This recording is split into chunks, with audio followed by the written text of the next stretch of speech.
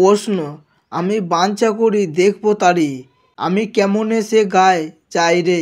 উদ্ধৃতির প্রসঙ্গ আলোচনা করে অন্তর্নিহিত অর্থ বিশ্লেষণ করো।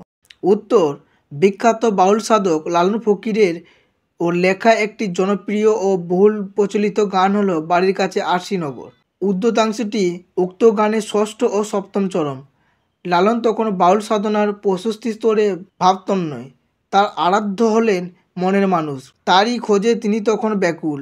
তার মনের খেদ হলো তিনি তাকে একদিনও দেখতে পান না, অথচ তিনি থাকেন তার বাড়ির কাছে আরশিনগরে। কাজেই তিনি তার নিকটতম প্রতিবেশী।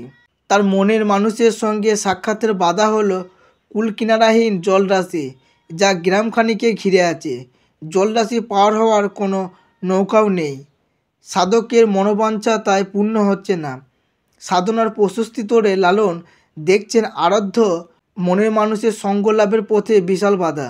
বাধার প্রতীক হলো কুলকিনারাহীন বিশাল জলরাশি। এ বাধা সাধকের সাধন পথের বাধা।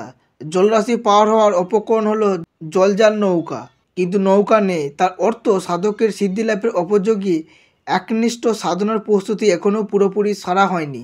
প্রকৃতপক্ষে পথটি উক্ত বাউল সাধকের প্রবত্তের প্রবত্ত, অর্থাৎ আরাধ্য মনের মানুষ অনুসন্ধান বা প্রস্তুতি পর্যায়ের পথ।